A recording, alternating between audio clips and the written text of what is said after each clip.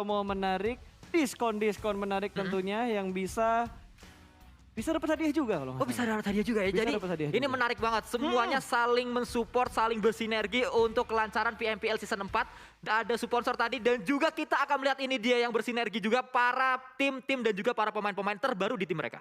Betul, karena kita sudah masuk di game yang kedua. Kali ini Miramar Flight Path sudah bisa kita pantau bersama-sama di mana garis pesawatnya dari arah sekitar kirinya Puerto Paraiso.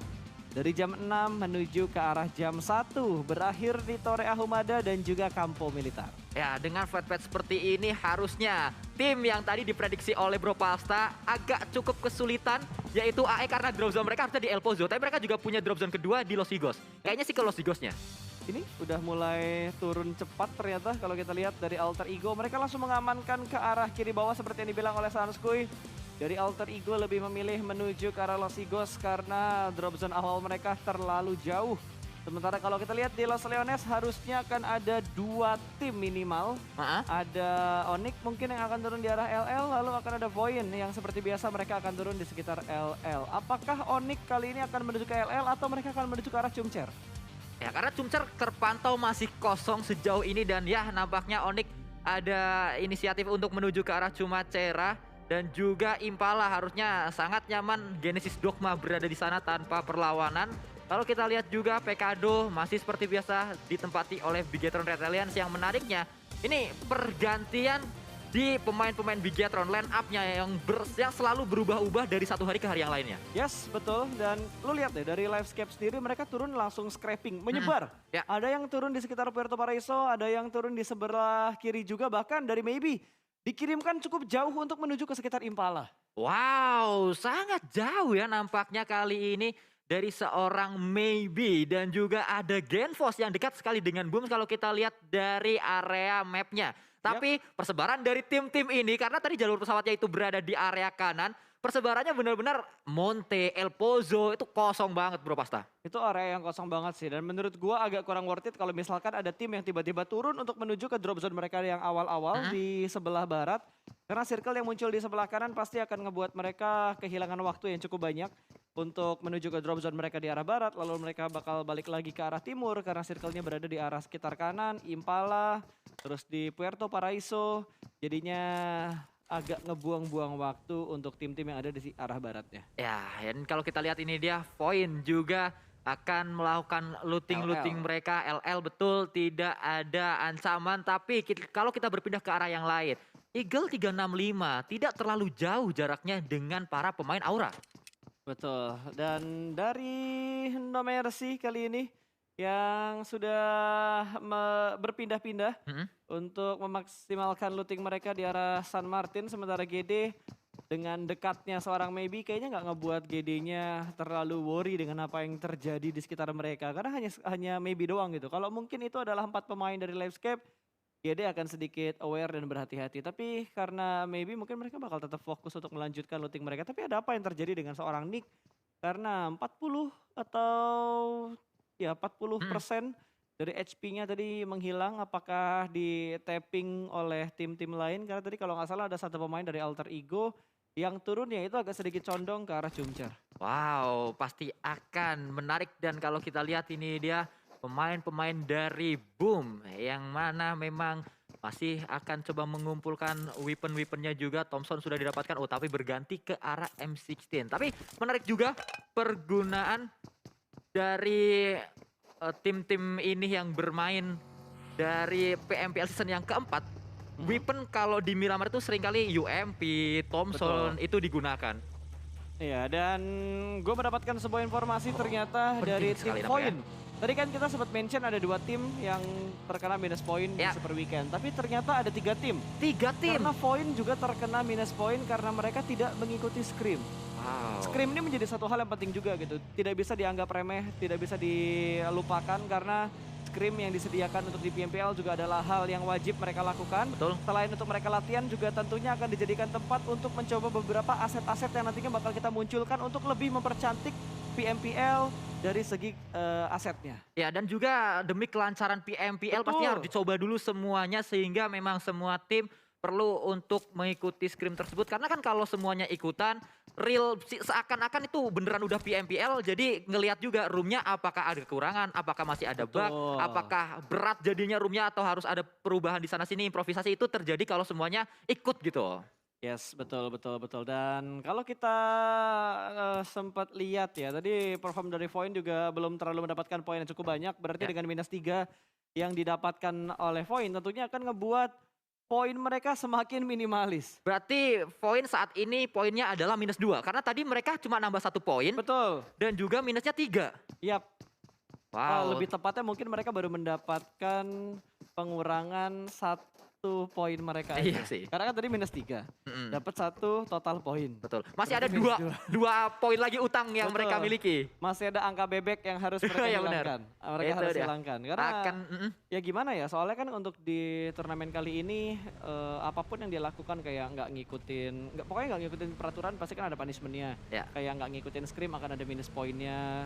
Gua kurang tahu ya kira-kira dari satu game ini yang misalkan mereka scrim sehari berapa game, per gamenya kena -1 kah, atau pokoknya kalau nggak ikut scrim ada -3, karena kita juga tidak terlalu mengetahui tentang rules booknya seperti apa. Kita hanya mendapatkan update-update yang diberitahukan oleh tim yang bertugas Betul. untuk disampaikan ke teman-teman komunitas. Kalau nanti misalkan kalian melihat adanya update untuk overall leaderboard, tiba-tiba ada yang poinnya itu 0 Ya. atau bahkan minus. Kalau 0 kayaknya wajar karena mereka nggak dapetin poin di game yang mereka lewatin. Tapi Mm-mm. kalau ada minusnya kan menjadi sebuah pertanyaan, kok bisa? Mm-mm. Nah, pastinya itu dia info yang harus kita sampaikan ke teman-teman semuanya, juga menjadi info untuk meluruskan ya apa yang sedang terjadi. Dan untuk Voin dan juga untuk semua tim, pastinya Super Weekend kali ini nih, kalau kata orang-orang main di Yasnaya baca koran. Ini Apa tuh? saatnya kejar setoran. Waduh. Main di Yasnaya. Nggak usah dibahas dong, itu maksa emang bantunnya barusan, baru nemu soalnya. Gue suka dengan apa yang kayak inovasi-inovasi yang lo keluarkan, spontan-spontan yang biasa lo keluarkan itu kayak gitu gue. Iya bener. Fresh from the open. Waduh, panas dong. Wah itu dia, anget-anget jadinya ya.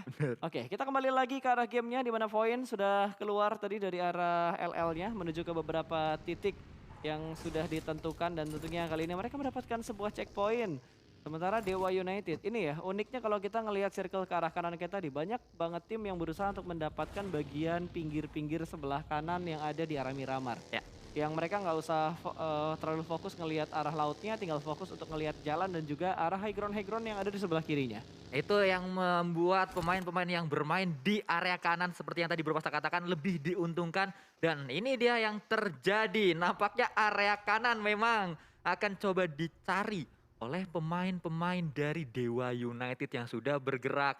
Tim yang juga lolos dengan poin yang begitu dramatis kalau kita lihat Dewa United Zone.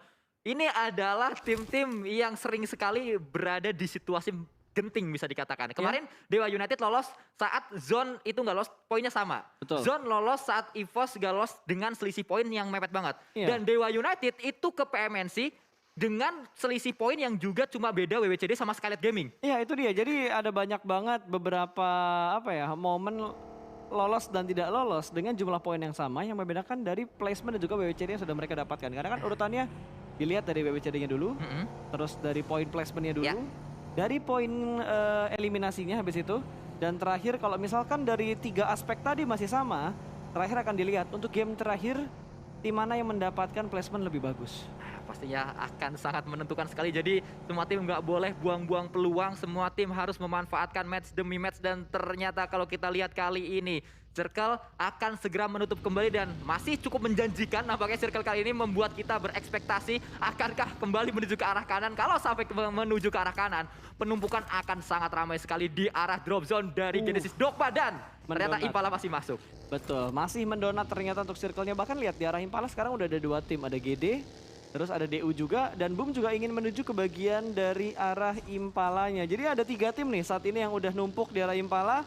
Sementara dari tim Livescape lebih memilih untuk mengamankan dan mengontrol daerah Puerto Paraiso mereka, tapi ada NFT yang rotasi di sekitar mereka. Sementara dari Bigetron, mereka baru saja melewati jalur-jalur yang ada di sekitar Los Leones. Akan bergerak nampaknya Bigetron kali ini melewati perkotaan Los Leones menuju ke sebelah kanan. Mereka memilih untuk melakukan rotasi lewat bawah. Dan kalau kita lihat ini dia pemain dari tim Wah. Alter Ego sedang bergerak juga dan terspot oleh Poin yang nampaknya memiliki ekor kali 4 tadi. Licin akan coba melakukan tembakan-tembakan kembali, akan berhasil menuju ke Super Una, tapi Super Una bisa menyelamatkan dirinya. Ya, dan yang gua salutkan dari seorang Licin adalah dia low HP, dia butuh waktu untuk melakukan healing, tapi tiba-tiba dia baru aja kelar healing, tiba-tiba menerima damage lagi dan kehilangan cukup banyak HP-nya.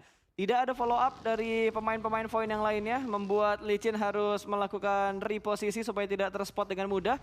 Sementara Raffi yang juga berdekatan dengan pemain dari Void, apakah akan ada backstep yang diberikan ketika Void semuanya lagi fokus ke arah tim Alter Ego? Akan bergerak nampaknya kali ini, diam-diam mematikan pergerakan yang dibangun oleh pemain dari tim Onyx, tapi bergerak juga. Di mana tadi tim Alter Granat. Ego Void bergerak kali ini, tapi granatnya sangat matang sekali, tembakan juga masuk ke arah satu pemain dari Void yaitu Harvest Harvest. Porfang dari sisi sebelah kanan tadi. Betul, granat yang memberikan cicilan damage ke arah Harvest, terus juga follow up yang dilakukan oleh Powerpunk berhasil mendapatkan satu pemain dari Void. Harvest dihilangkan begitu saja, bahkan Aimbot tidak mempunyai waktu untuk melakukan backup. Malah kali ini Aimbot menerima beberapa tembakan peluru panas. Granat sudah mulai dilempar lagi kali ini. Satu pemain Void kembali menjadi incaran untuk tim Onyx, di mana Aimbot sudah mulai terspot. Ada Keshi di sebelah kiri, namun Keshi tertangkap oleh Dubs yang sudah bertengger di sebuah compound di arah rumah panjang. Tapi Nick masih ingin mendapatkan korban berikutnya. Granat sudah mulai dilempar dan meletup. Splash damage-nya tidak masuk, tapi lihat Licin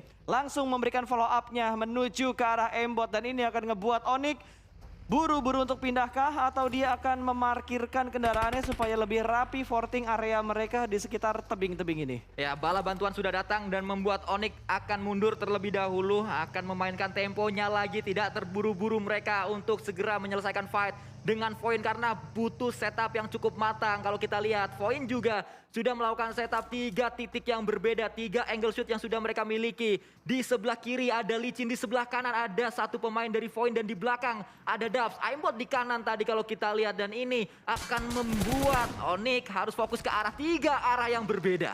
Yes, ini dibuat pusing setelah mereka mendapatkan satu pemain tadi. Tapi posisi mereka juga dengan posisi yang tidak bagus saat ini. Licin sudah berada di barisan paling depan, agak bertukar tempat tadi. Tapi di arah lain sepertinya RRQ, tim yang barusan aja mendapatkan WBC dari game yang pertama, kali ini sedang mendapatkan tekanan, di mana dari Skylights sudah berhasil ditumbangkan. Tembakan begitu menyakitkan dari seorang Peko. Satu pemain dari Skylights diamankan tadi, mungkin scouternya. Si Jersey tadi yang terpick off oleh pemain-pemain dari tim RRQ Ryu. Lihat, sudah ada 1, 2, 3. 3 tim yang sudah mendapatkan poin eliminasi mereka di menit ke-12 ini. Tapi akan bergerak juga di arah Miras Granales. Harusnya ini dia pemain-pemain dari tim RRQ akan menuju ke titik yang lainnya lagi. Mereka juga memiliki banyak sekali Mirado dan ada sebuah Golden Mirado. Harusnya RRQ HDP berarti. HDP berarti ya? Berarti mereka mengamankan HDP-nya juga, atau mereka memperluas looting mereka untuk mengirimkan 1 atau 2 pemain ke arah HDP, sementara pemain-pemain lainnya akan mengamankan daerah yang lain. Ya, sangat menarik karena dari data yang kita miliki atau dari data yang saya miliki, harusnya RRQ tidak berada di HDP, mereka berada di WT ya. Tapi mungkin saja ada improvisasi yang terjadi untuk di Super Weekend karena ini adalah hari yang spesial, hari di mana semua tim akan mengumpulkan poin sehingga ada sebuah perubahan strategi, itu sangat wajar sekali terjadi. Ya, ini bener-bener di prank sama zona. Semua tim udah prediksi ke arah sebelah kanan, terus tiba-tiba zonanya bouncing ke arah sebelah kiri. Ini akan numpuk di bagian utara dan juga di arah timurnya. Satu persatu sudah mulai tumbang, bahkan Flippy bertemu dengan Boom di mana Ponbit yang menjadi eksekutornya. Poin eliminasi masuk ke arah Boom saat ini. Dan masih konvoy ternyata bersama dengan tim NFT, namun tidak ada tembakan yang dikeluarkan karena mengendarai vehicle-nya sendirian, jadi nggak bisa memberikan dealing damage. Tapi lihat, satu pemain Takai menjadi santapan lezat. Kali ini Bonafide ada Nux yang punya angle begitu bebas. 1 poin eliminasi pertama untuk Bonafide diamankan oleh mereka, dan Takai yang menjadi korban. Gremory masih bertahan, dia akan masuk ke dalam circle terlebih dahulu kali ini, atau ke dalam compound maksud saya. Mereka juga sudah berada di dalam circle-nya, akan melakukan setup di sini rumah panjang yang dimanfaatkan oleh pemain-pemain Takai setelah 1 pemainnya harus dipulangkan ke arah lobby karena Ada Bonafide tadi yang mengganggu rotasi mereka dan Aura juga masih kuat dengan 4 pemain. Zuxi dari sisi lain ternyata akan coba men-spot pemain-pemain Onyx. Spread dilakukan Porpang yang dicari, diburu seorang Porpangnya, tapi hati-hati Zuxi. Dari sebelah kiri ada tim lain atau ada pemain lain yang juga melakukan tembakan ke arahnya. Nick ternyata kali ini yang menjadi flanker dari tim Onyx. Betul, dan Onyx kali ini masih menyisakan 2 player aktif. Harusnya Raffi masih bisa diselamatkan kalau ada smoke dan juga follow up yang begitu cepat, dan terbukti masih bisa menyelamatkan satu rekan yang sedang terknockout. Tapi kendaraannya sudah mulai hancur perlahan-lahan. Ini akan menjadi kesulitan pastinya untuk Onyx melakukan reposisi mereka. Karena mereka terjebak arah open field dan sudah dipantau oleh Bigetron di arah atas dari tebingnya. Dan lihat, DU juga sedang dalam posisi ingin melakukan push. Tapi lihat setup dari Bonafide. Berhasil mendapatkan satu persatu pemain dari tim DU. Tapi dari arah kanan ternyata Takai join the fight. Namun Bonafide harus fokus karena di bagian rumah panjang sudah ada 2 pemain DU yang sudah mulai mendekat. Steve Boy sudah masuk ke dalam rumah kali ini. Belum naik ke lantai 2. Karena posisi dari seorang Ucup ada di bagian atap. Belum ada granat yang memberikan splash damage ke bagian sana, dan Hands pun berhasil masuk ke dalam rumah panjang. Sementara Nux yang akan ditugaskan untuk menjaga angle luar ini sangat-sangat tertib loh. Defense yang dilakukan oleh tim Bonafide. Dan kembali kali ini ternyata Bonafide Ryzen juga tertake down oleh tim lain lagi. Ada RRQ Ryu yang join the fight. Nampaknya saat pemain dari Dewa United akan maju itu mengundang banyak tim dan bisa ditembak juga kali nampaknya seorang Nuxnya. Seorang flanker yang dikirim oleh Bonafide melakukan setup dengan sangat rapi. Juga ketahuan posisinya oleh RRQ Ryu. Iya, ini Bonafide dipaksa untuk melakukan regroup ternyata. Bahkan dari Steve Boy yang sudah mulai naik ke bagian atas masih gagal untuk mendapatkan pemain dari Bonafide. Dewa United hanya menyisakan Hand seorang saja. Sementara Bonafide masih bisa bertahan. Pemain-pemain mereka bakal langsung ditembak begitu saja. Kali ini Tuyul masih melakukan jiggle, tapi 2 lawan 1 bukan hal yang mudah. Bahkan 3 lawan 1 Bonafide still alive dan mereka sudah mendapatkan 4 poin eliminasi. DU menjadi tim pertama yang dipulangkan dan menjadi korban dari tim Bonafide. Ya, nampaknya cukup gegabah apa yang dilakukan oleh Dewa United. Mereka maju ternyata tidak sadar. Dari kiri ada Takai, dari kanan ada RRQ juga. Di depan mereka juga ternyata Bonafide tidak ngumpul di satu rumah. Penyebaran juga dibangun oleh pemain-pemain Bonafide. Setidaknya tadi ada Nux dan juga Bots yang melakukan flanking ke arah kanan dan kiri. Tapi Raffi mungkin akan menyambut pemain Onyx yang datang atau pemain-pemain dari poin yang datang. Seperti dilakukan trading knop juga terjadi di sana. 2 untuk poin tumbang dan menjadi kill masuk ke arah Powerpang. Wow, ini Onyx juga memberikan happy birthday yang sukses ke arah Voin. Satu persatu dari Voin sudah berhasil diamankan. Berarti harusnya Voin hanya menyisakan 1 pemain mereka saja. Yang tersisa yaitu Licin yang sudah berada di arah gudang yang terpisah kali ini. Hanya bisa menunggu waktu untuk rotasi. Tapi what? Voldemort, dia benar-benar greedy banget untuk masuk ke depan sana. Tidak sadar ada Chisun di bagian bawah. Angle yang begitu bebas dari Chisun. 1 tumbang dari RRQ, tapi respon langsung diberikan. 2 pemain di setup untuk nge-push ke arah Chisun. Granat sudah dilempar, splash damage sudah mulai masuk, dan Mort butuh waktu untuk melakukan healing. Tapi lihat backup yang dilakukan benar-benar rapi. Follow up dari bagian belakang, bahkan ada trade talk yang terjadi. Asa memenangkan fight battle di bagian luar dari compound rumah kuning tersebut. Asa pun langsung naik ke atas. Aura hanya menyisakan No Mercy. Last man yang ada cukup jauh dari Jaden. Wow, 2 pemain terbaru dari RRQ Ryu yang memang sangat berdampak untuk tim ini. Asa dan juga Mort, duo baru RRQ yang juga tadi bisa mengentaskan perlawanan dari Chisun. Mungkin akan mencari yang lainnya karena pemain-pemain Aura juga tadi 1 pemainnya sudah dipulangkan. Jaden nampaknya terspot juga oleh pemain-pemain RRQ, tapi Bots dari sisi lain Bonafide selesai dengan Dewa United. Mereka juga akan coba mencari victim yang saat ini sudah berada di dalam cengkramannya. 2 pemain sudah tumbang, akan coba mencari Fajar dan juga 1 yang lainnya lagi. Iya, victim sudah terknockout 2 pemain mereka. Bertemu dengan tim Bonafide tentunya membuat setup mereka benar-benar berantakan. Tapi lihat dari Bonafide, Bots pun sudah mulai melakukan split. Ini split yang dilakukan sama Bonafide benar-benar perfect banget. Lihat, Misery pun nggak dibiarkan untuk masuk ke dalam. 1 pemain sudah touchdown, tapi 1 pemain tertinggal di arah belakang. Sementara Bonafide, 4 pemain mereka masih utuh.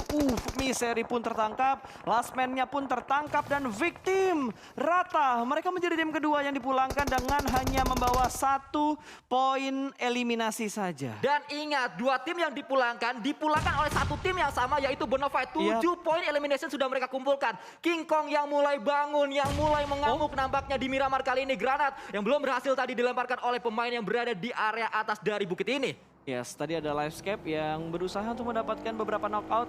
dengan lemparan granatnya ke bagian lower ground tapi tidak membuahkan hasil yang terlalu bagus. Tapi lumayan untuk melakukan sebuah zoning out dan lihat zonanya menuju ke bagian open field. Ini benar-benar ladang yang sangat terbuka banget. Lihat dari GD pun, Booms langsung melakukan rotasi. Ada tembakan dari sebelah kiri, ternyata Star akan menembak ke arah lower ground. Namun belum ada yang terknockout, malah Booms yang lagi rotasi berhasil diamankan oleh Licin. Dan Licin kali ini akan melakukan close combat bersama dengan tim GD. Dan wow, Licin berhasil memenangkan fight yang kedua. 2 poin eliminasi harusnya bakal bertambah. Tapi lihat dari seorang Star akan memberikan backup, tidak ada timing untuk melakukan healing. Dan ternyata 2 pemain yang melakukan push belakangan berhasil mendapatkan pemain terakhir dari Void. 13 tim tersisa kali ini. 13 tim tersisa, sudah ada banyak tim yang dipulangkan, bahkan fight juga terjadi di sana. Bigetron, satu pemainnya sudah tersungkur ke arah sana. Eagle 365 juga berhadapan dengan Takai. Spray dilakukan, satu pemain didapatkan, 2 pemain bahkan didapatkan. Akan mencari yang ketiga, tapi Takai juga berada di posisi yang sangat-sangat sulit, Bro Pasta.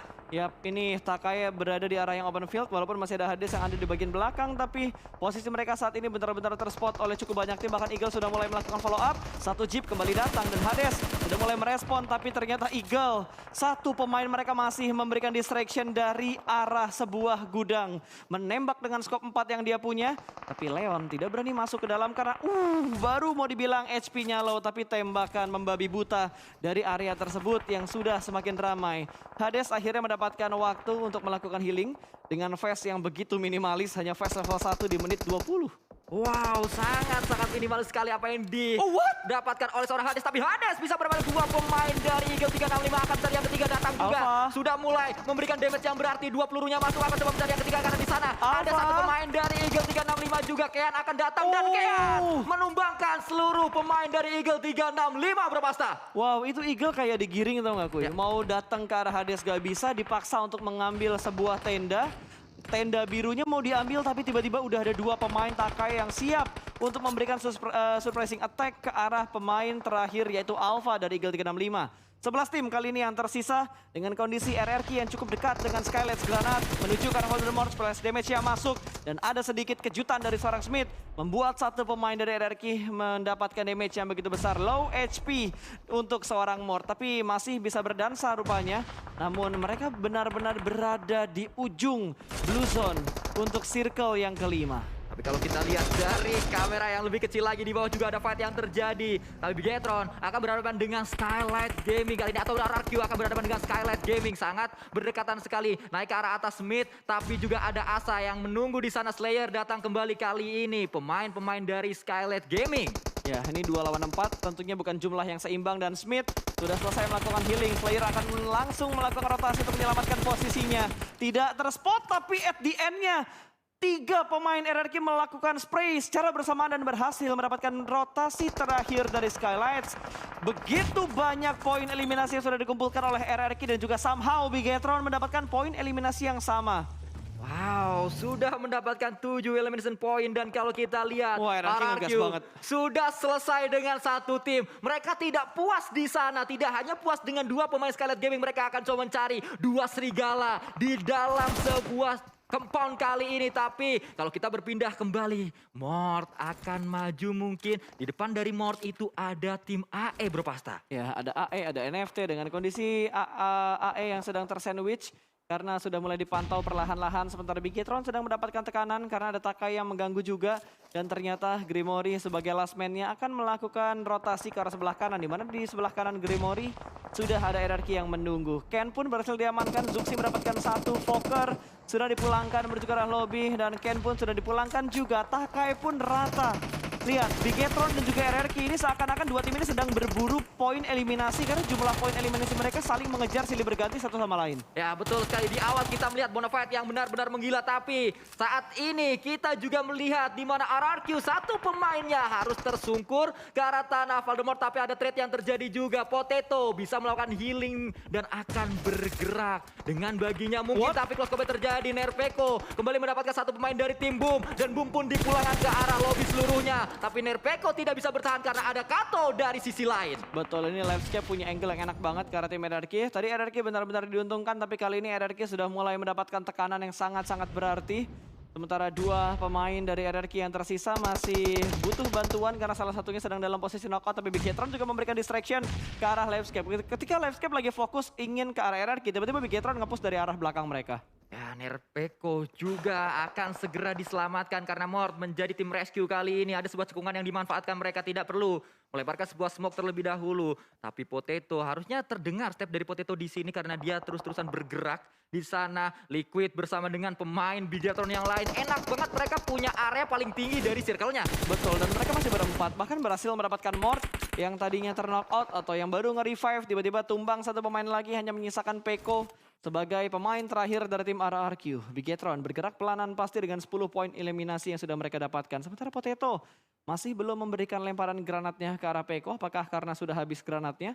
Atau akan dia simpan untuk movement dia berikutnya? Karena Peko cuma butuh sedikit lagi untuk bergerak masuk ke dalam zona. Jadi problem adalah ketika dia keluar dari posisi tersebut, itu udah area yang open field dan gak ada obstacle lagi untuk menyelamatkan posisi dia dari pemain-pemain lain yang sudah mengamankan daerah high ground-nya. Ya, tapi kalau kita lanjutkan lagi, area dari Bigatron terus-terusan untuk melakukan tembakan ke arah lawan-lawan mereka. Zuxi juga mengcook sebuah grenade menuju ke arah left cap. Sangat dekat, meledak mungkin di sana, tapi belum memberikan damage yang berarti. Audrey juga melemparkan sebuah granat balasan ke arah Bigatron, meledakkan sebuah bagi dari Zuxi dan membuat pergerakan Zuxi mungkin sedikit tersendat karena sudah tidak memiliki kendaraan lagi. Ada lemparan granat selanjutnya, belum berhasil juga. Tapi kalau kita dengar kali ini ada sebuah tembakan dari MG3 harusnya, tapi berganti kembali ke arah seorang Zuxi, melihat satu pemain dan terspot di sana seorang Toms. Betul, Thomas berhasil diamankan, berarti dari Leftscape sudah kehilangan satu pemain mereka, tapi Kato akan memberikan tekanan untuk arah Bigatron, berhasil mendapatkan satu, Yohai pun tumbang, Zuxi juga sudah mulai tumbang, hanya menyisakan seorang Liquid yang masih bersembunyi di bagian belakang, belum terspot. Liquid cukup dekat dengan zona dan berhasil mendapatkan satu Dreadnought yang begitu penting momennya untuk Bigatron. Hanya ada Kato, the last man standing, 1v1 situation. Liquid dalam posisi yang sangat-sangat berbahaya karena ada Kato dari bagian high ground dan Kato berhasil mendapatkan last man, namun dia tidak bisa bertahan lama karena NFT join the fight dari arah lower ground. Somehow satu pemain dari Alter Ego berhasil selamat dengan tingkat kesabaran yang benar-benar bagus kali ini. Potato close combat menghadapi dua pemain dan winner chicken dinner berhasil diamankan oleh NFT di game yang kedua dengan 3 poin eliminasi. 3 poin eliminasi cukup untuk membawa NFT bisa mendapatkan 15 poin placement, sangat berharga. Poin demi poin yang dikumpulkan oleh pemain-pemain NFT. Tim-tim yang sabar, tim-tim yang tidak melakukan fight di awal, ternyata di akhir mereka mulai muncul kalau kita lihat.